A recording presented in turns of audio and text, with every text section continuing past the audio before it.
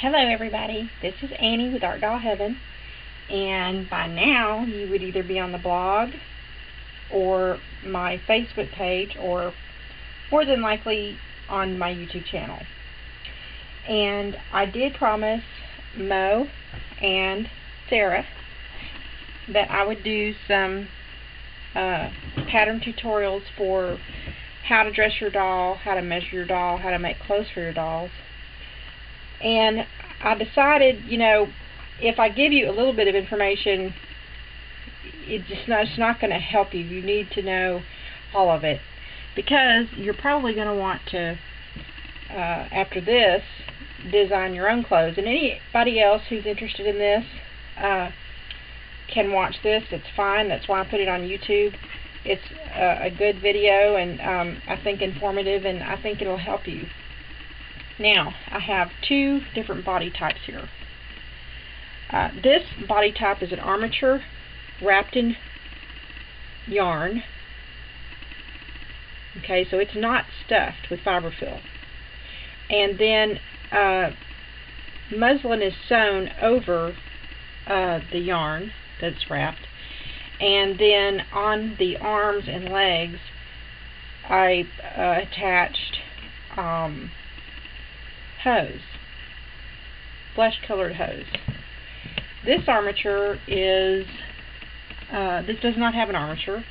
It is stuffed and body sculpted. So you see her back side and her front side. Okay? Now, I don't have any arms on her, but that's okay. When I use this doll, you're going to understand how to do this doll. But because this is more of a womanly figure and this is more of a child, and I'd rank this as a child and a man, then you're going to understand how it all works. Now, I also wanted to mention here that, let me move these a second. There are certain things you want to do when you start creating your own clothes and designing your own dolls.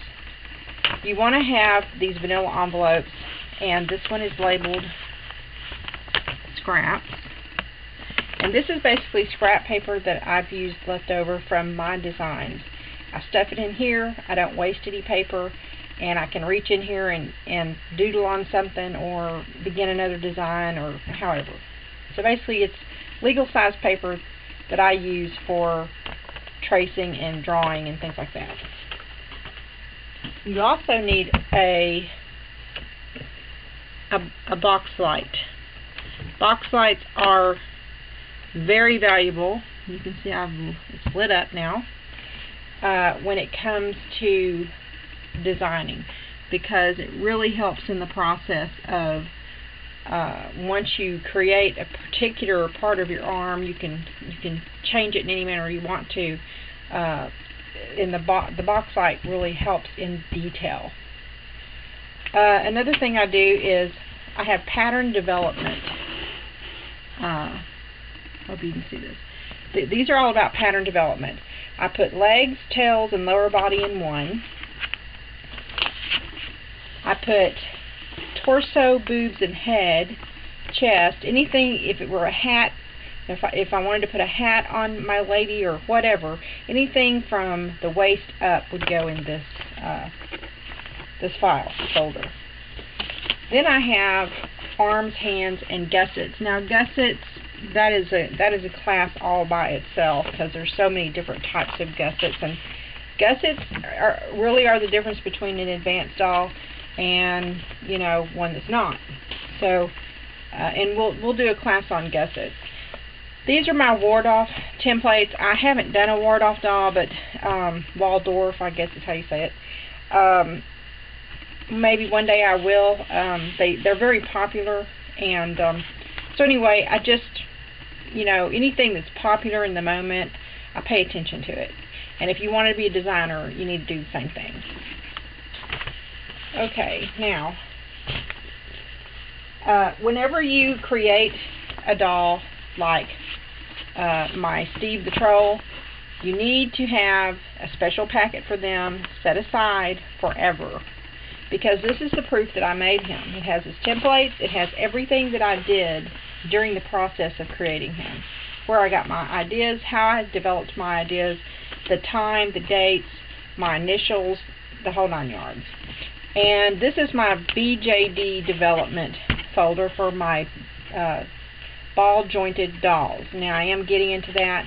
I haven't worked on it lately because I've been pretty busy with some custom orders with Maleficent and now Cruella and things. So, and this is my Maleficent folder, if I haven't showed that. And this is everything that proves that she's my inspired creation. Now, let's talk about the word inspired. Yes, she's a Disney character, okay?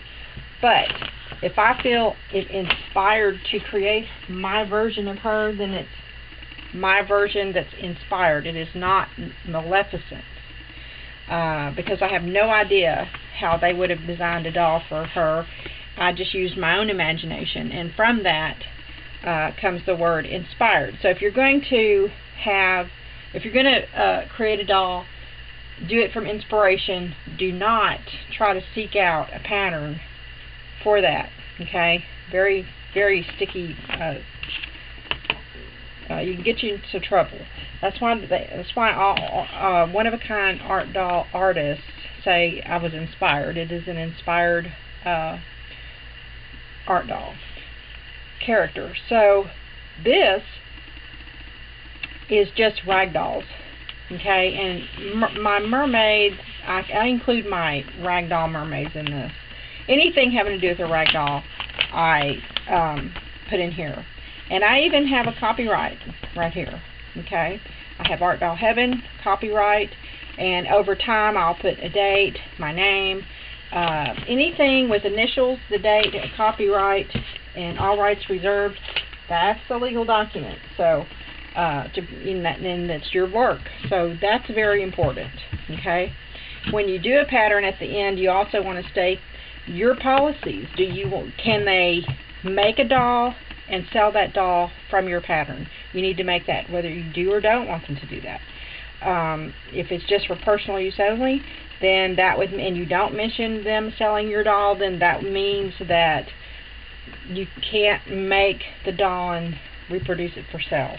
So check your patterns out.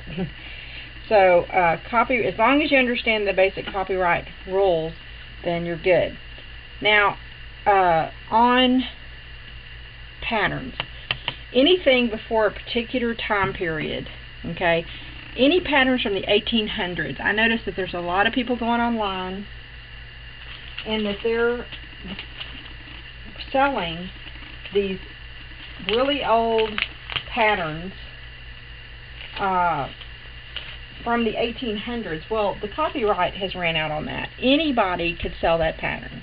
Anybody. So there's no copyright there. I can't remember the year that it is, but after so many years back, the copyright is gone. And I think right now it's in the 1920s at some point.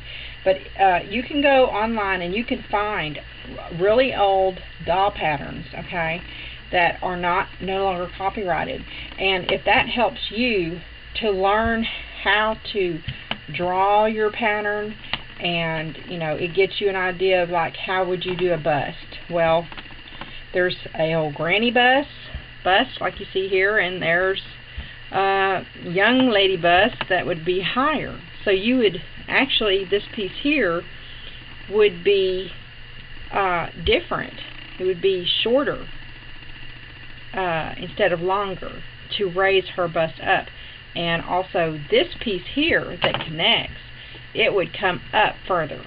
Okay, so this seam line would actually come up here for younger. Okay, I wanted everyone to know that I'm going to do these in a series of classes on YouTube, because there's when you upload a video to YouTube, it takes so long if it's over 15 minutes.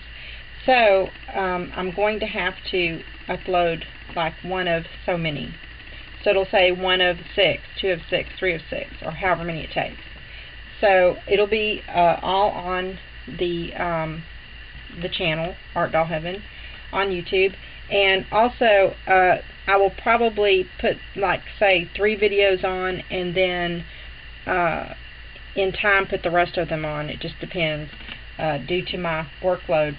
So either way, it'll get you started for sure, but we will do all of them. Now, when I come back, I'm going to show you what you're going to need to start your doll, and we're going to talk about the measurements, how to measure your doll. So when I come back, that's what we're going to talk about first.